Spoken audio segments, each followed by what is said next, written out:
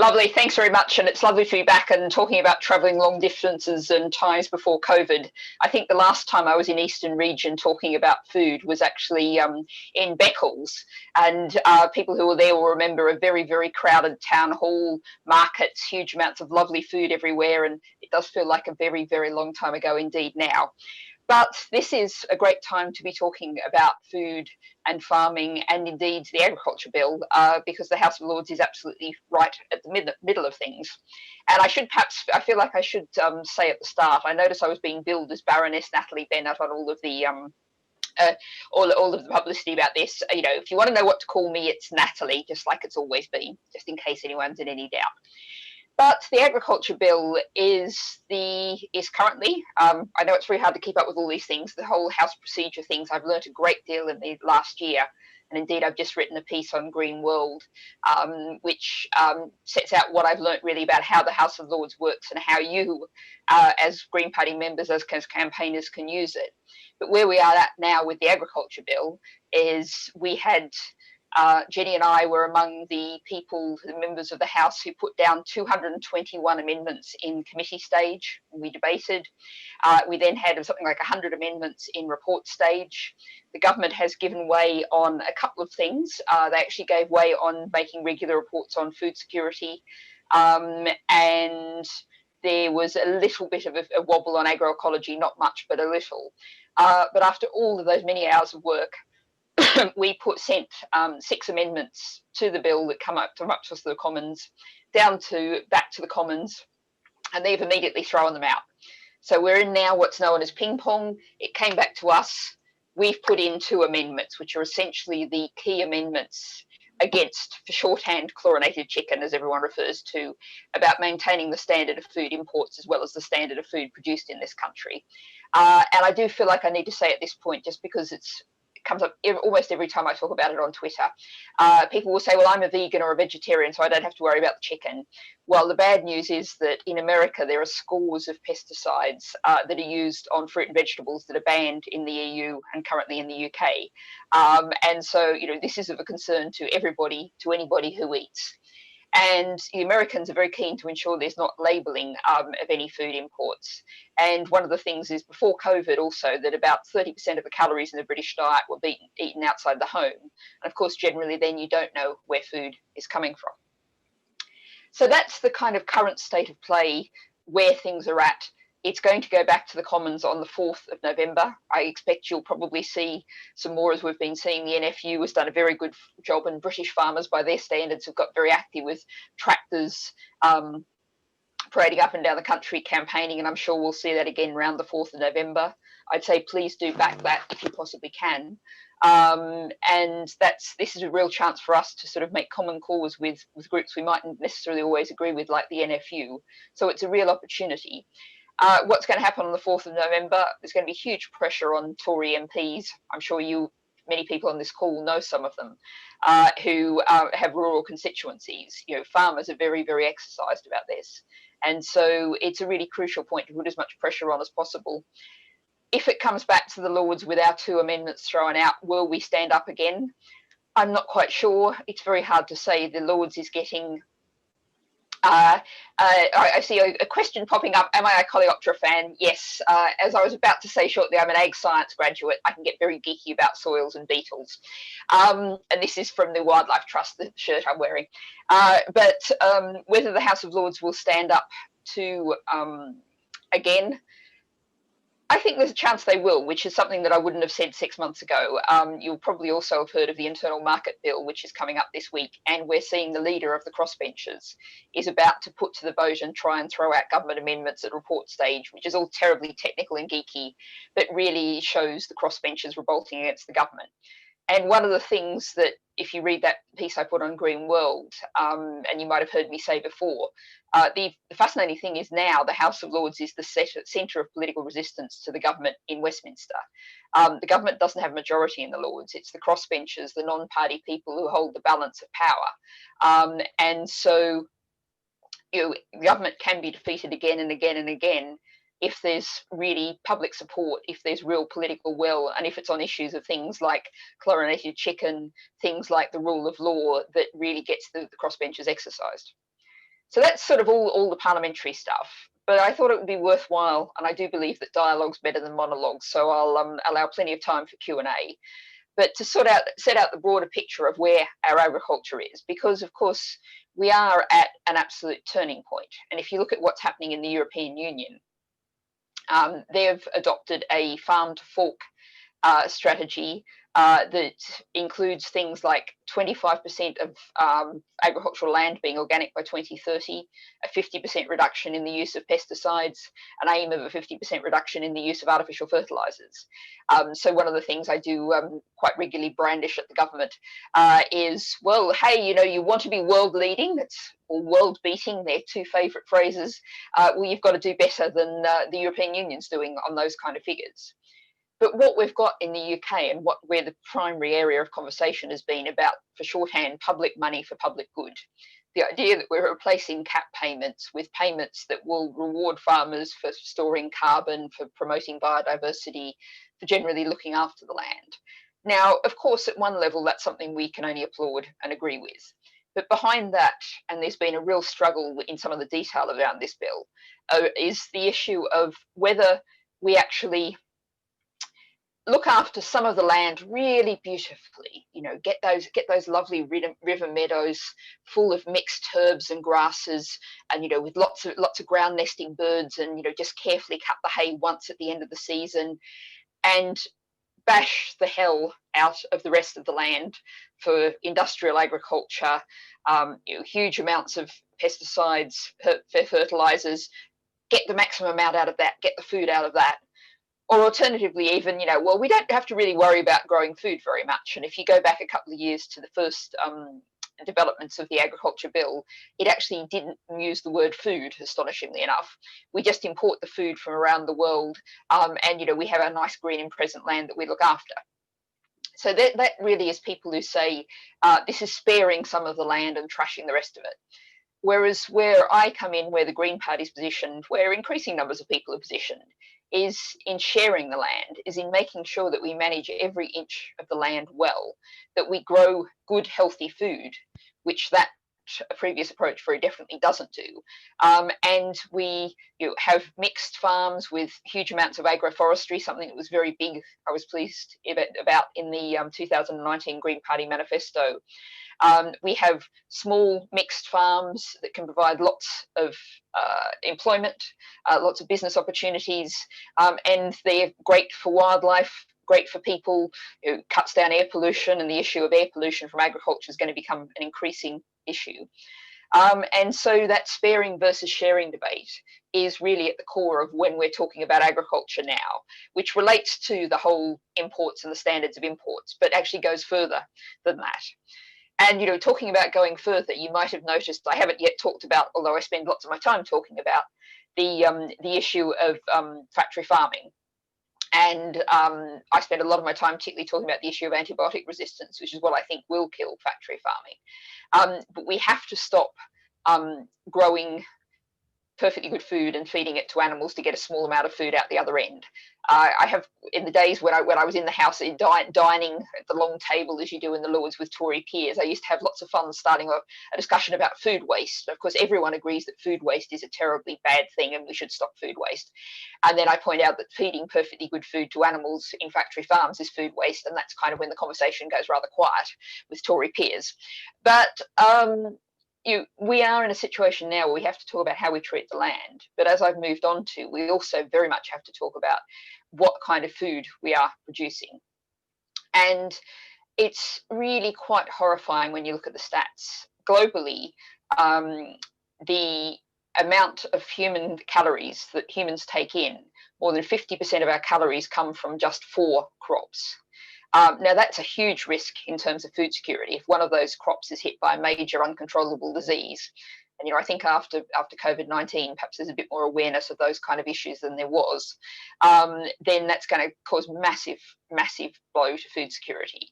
But it's also really bad for our diet in that we're increasingly learning about the human microbiome.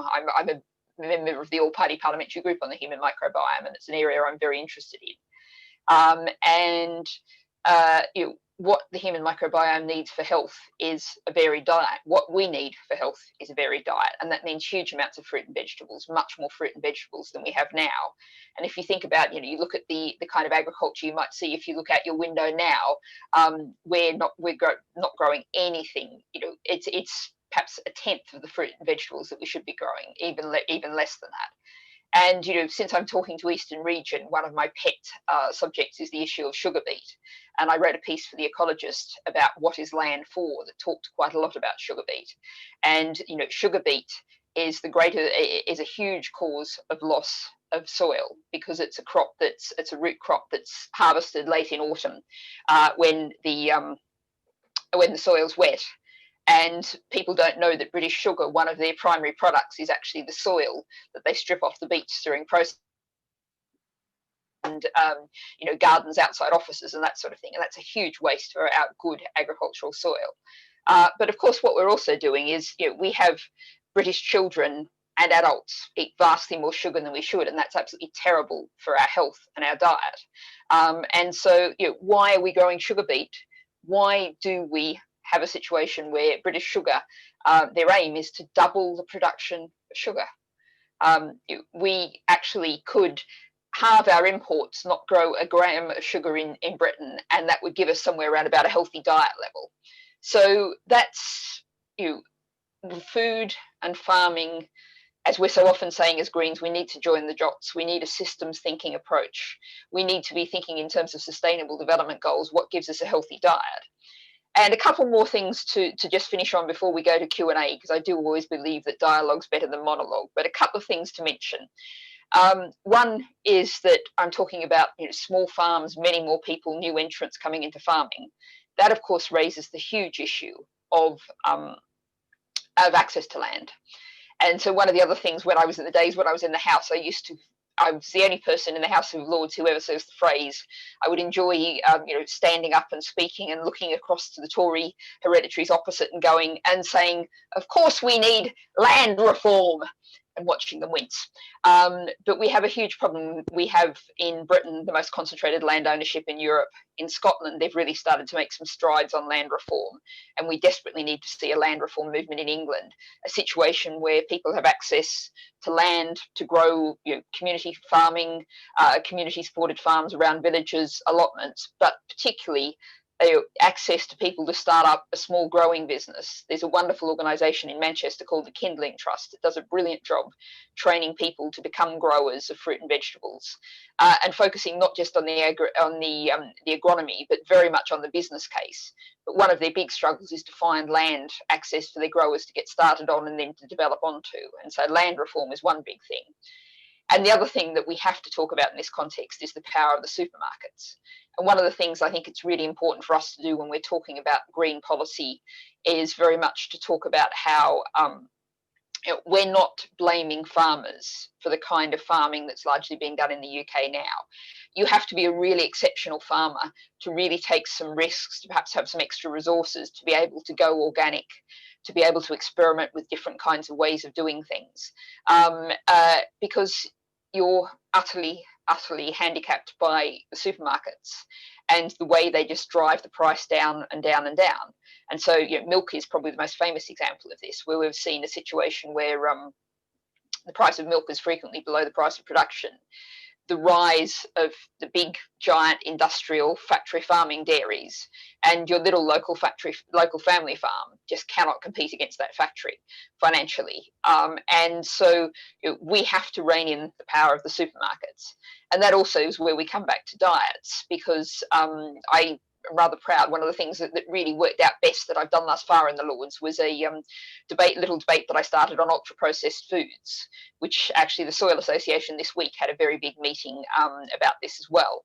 That in the British diet, 57% of calories come from ultra processed foods.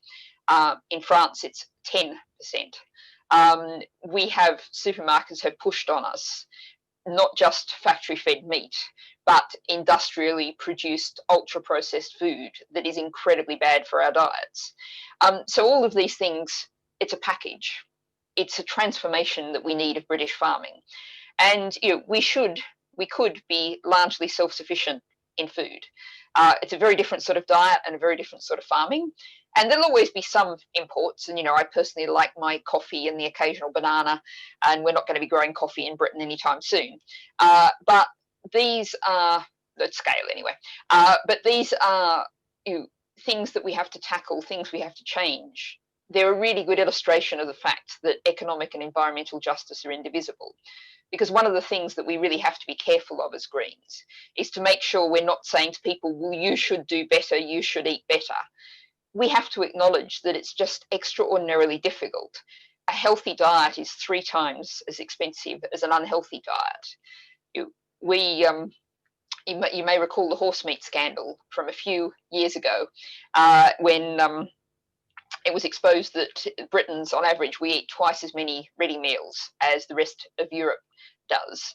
But we also, of course, have the second longest working hours in Europe. We have double the average commuting time of Europe. And I perfectly well understand why someone who's, staggering off the bus after a 2-hour commute each way to work, obviously all of this is pre-COVID, but we hope pre-COVID, staggering off the bus, having done a 10-hour day, you could go home and start cooking a slow vegetable stew, but actually you're going to stagger into the Tesco Metro beside the bus stop and buy a ready meal. And, a farmer has made a tiniest fraction of money of that ready meal. All of the profit in that ready meal is through the processors in the supermarkets. And it's giving us a really unhealthy diet. And I remember hearing a speaker from Greenpeace at a great event at City University on food a year or so, probably 2 years ago now, saying that, no one walks into the supermarket saying, I want to buy a basket of really unhealthy stuff to feed my family. But very many people, the majority of people, walk out of a supermarket with a basket of food that is deeply going to give their family an unhealthy diet, that's going to involve lots of food waste, that's got huge amounts of plastic wrapped up in it. And that's because of the supermarkets and our food system, and we have a broken food system. I'd like to finish on a positive. So before we go to Q&A, I will finish on a positive in that there is a huge pressure to change this. And you might have heard of Henry Dimbleby and the government's food system review. And the great problem, I think it's going to produce a pretty decent report and some pretty good recommendations. The initial recommendations are quite good. Whether we're going to be able to get the government to deliver on it's going to be another question. But there are real signs of hope in this area. And this, I think, for us as Greens is an enormously important issue and area, because everyone eats, everyone has an opinion about food. But also these are things that tie together economic and environmental justice and show that they're indivisible. Everyone should be able to afford to feed themselves well, have the time to do it, the energy to do it, the access to do it, the money to do it, and the simple availability of that food. So this is a real opportunity to show people that things can be done differently. They have to be done differently. And we are, agroecology is there in the bill. We are heading to some degree in the right direction. And, particularly talking to Eastern Region and knowing you have quite a lot of, rural councillors, real strength in rural areas, you are a really important part of the Green Party's push in this direction. We've just passed the next on agricultural policy at conference. A huge amount of work was done by, several people in particular, but lots of people overall to produce that policy. We really need to do the work to get out there. And Molly Scott Cato, our former MEP from the Southwest, and I have a sort of long-term project, which is we want to get to the day when every small family farmer is voting Green as a matter of course, because they should be. Thanks very much. I look forward to the Q&A. Natalie, thank you so much. To say that we've been inundated with questions might be a bit of an understatement. We've got about 15 minutes. I'm going to try and get through as many as I possibly can. Some are more straightforward than others. I'm seeing the first one. Do we need to talk more about who owns the land? Yep. I mean, I talked about land reform, and as I said, we have the most concentrated land ownership. And I think there's starting to be there's a wonderful website and a performance called 3 Acres and a Cow, and it goes back to, and there was actually that was 1920s efforts at land reform in the UK, and there've been back through the centuries many efforts at land reform, and it's something we really need to kickstart again. The starting point for this, and probably the entry point, is defending county farms, many of which have been sold off, but there is now a huge push to defend county farms. So let's not lose any more of the public land that people can have access to start farming on. But we really, where people ask me sometimes, and I don't know what the right answer is, we really need to see an NGO, a whole movement, which is really starting to happen, develop on land reform.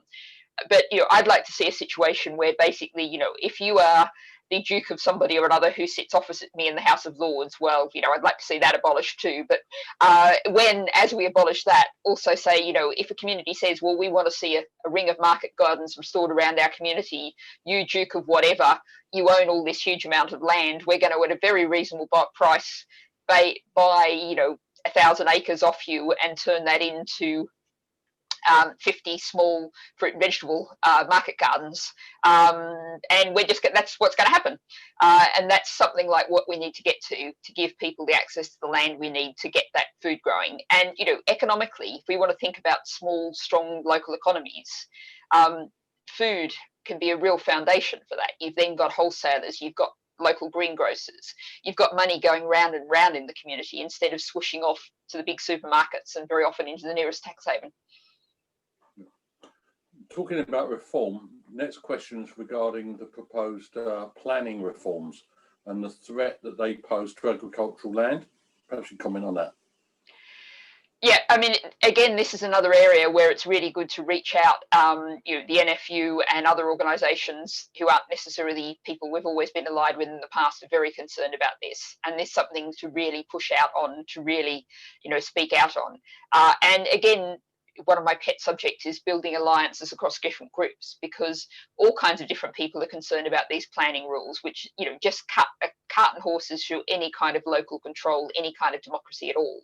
And so really seek to build coalitions. Very often the farmers might have a meeting about it, and maybe the people who are concerned about a bit of local green space have a meeting about it. As Greens, whether elected councillors or just as a local party, trying to build the links and bring those groups together and bring them into a common cause, a campaign against the new planning guidance that comes from all kinds of different directions. Again, thinking about the kind of pressure we can put on Tory MPs, it's a really good area to try and bring people together on. You mentioned about contacts with the NFU. I assume those are at national level. Do you think there's any value, particularly in rural areas like East Anglia, trying to bring about regional contacts and local contacts with the NFU over some of these issues? Very much so, and that's something that's already very much happening. The NFU is understandably, I've spoken to, I'm trying to think of it, I can think of at least 3 meetings, which I think were in Shropshire, Lancashire, and Derbyshire in the High Peaks district. I've spoken to at least 3 Green Party meetings where there were local NFU people there.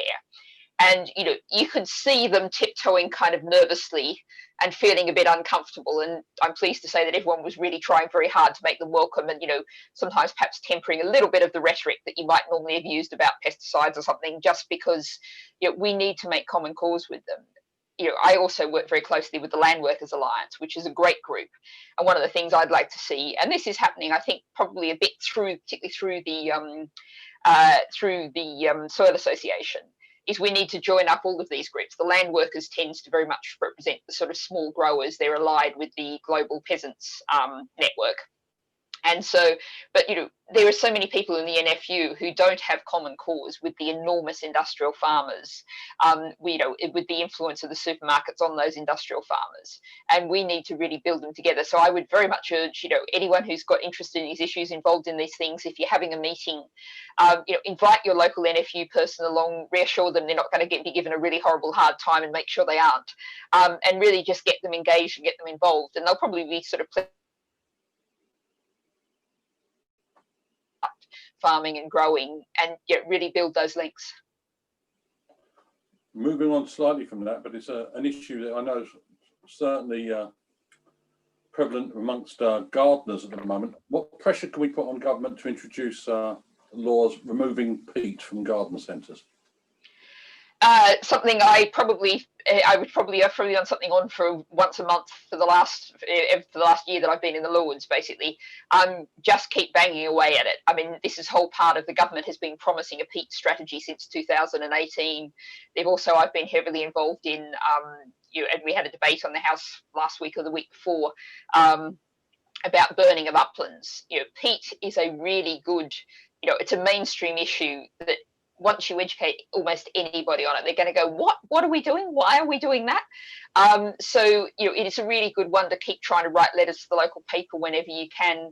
And one of the things I think it's good to do is if you've got perhaps a local independent garden centre that's doing a good job of providing peat-free alternatives, maybe even has gone totally peat-free itself, also big them up and talk about how it's great that people are having great success with peat-free compost, put the positive side of the story as well as the negative. But keep banging away on this one. We are going to win this one. I mean, we've got to. But we should have. It should have been changed 10 years ago. But keep pushing, keep working on it, and I'll say at this point, just because this is something that applies generally, I was referring to that article in Green World, which sets out sort of how we can help you in the Lords, help you at a local level, is we can ask the government written questions. So if you come across something, a particularly egregious destruction of peat in your area, a particularly egregious misuse of peat composts, or something that I can ask the government about, by all means get in touch, and that this applies not just to peat or not just to agriculture, but anything really. We're there as a resource. And if you can write to the paper saying, well, one of the Green Party members of the House of Lords asked the government this and this was the answer, that's something that just helps add to the general sense of, Greens are in power, Greens are everywhere, Greens do useful things. And I think that's something we need to do more of, and I'm keen to do more of. Thanks, Natalie. Yeah, this cropped up 2 or 3 times, but I'm going to pick up on this one. How do we persuade people to cut down on meat and dairy consumption? Carrot or the stick? And somebody else later on says people have got an image of us as a bunch of middle-class vegans. Not that I think there's anything wrong with being a middle-class vegan, but how do we take on this campaign of reducing meat consumption and dairy consumption? Well, I think one of the things that I'm always concerned with system change rather than individual behaviour change. And so, for example, I have to be gluten-free for health reasons. Yet very often in the House of Lords, in lots of places, lots of restaurants, there'll be one vegetarian option on the menu, and it'll be pasta, which I can't eat. And so very often I end up having your chips and a salad, a side salad, and that's lunch. And so one of the things we really can do is push to make sure that there's availability, availability in schools, availability, and just, normalise and make this more normal, give people the option, because very often, practically speaking, for all kinds of reasons, the vegetarian is just not a realistic option for lots of people. We need to make sure that, I had a debate, and, people may be aware that I spoke in the conference against rationing. I don't think rationing is the right way to go.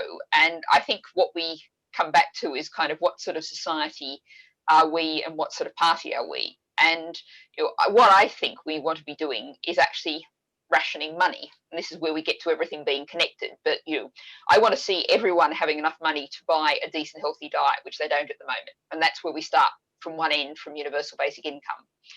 At the other end, we have a situation where huge numbers of people who are consuming lots of the earth's resources, including lots of meat and dairy, have massive incomes. We have a policy of 10 to 1. The top paid person in an organisation shouldn't be paid more than 10 times the lowest paid person. So rather than, having ration books and coupons and setting limits on what people eat, what I want to see is a situation where there's good, healthy food available, lots of choices, lots of education about cooking, which lots of people have very little idea about how to cook vegetables. Lots of people live in places where they don't really have cooking facilities, proper cooking facilities, anything beyond a microwave. All of these kind of things is create a society in which eating a healthy diet that's either vegetarian, vegan, or has a small healthy amount of meat. And this is one of the other things to, as I always say to the Daily Telegraph when they start attacking us about being anti-meat, it's like, yes, we want people to eat less meat, just like the British Medical Association, those well-known radicals. This is a health issue, so we want to get people to a healthy diet. We want to help people to ensure they can eat well, eat what they want within the limits of the planet. And essentially, if we stop factory farming, which is where my starting point on meat and dairy is, if we stop factory farming, we absolutely slash consumption of meat and dairy because we're not producing it. So I'd start on the rationing money and rationing carbon emissions and environmental impacts, and that's how you get to far less meat and dairy. Natalie, I'd really like to thank you for your contribution. Judging by the number of questions in the chat, some of which we've not had time to get to, this is a topic which obviously is much on the minds of Green Party members. There's whole questions about water use and soil deprivation, which I think we need to pick up. And looking at Dan and Ed, I think food and farming might be an issue for future meetings as well. But once again, Natalie, thanks for coming along today. Good to see you again. Bye for now. Thanks very much. Thanks everyone for the questions. And feel free to email me later if you've got questions I didn't answer. Thanks very much.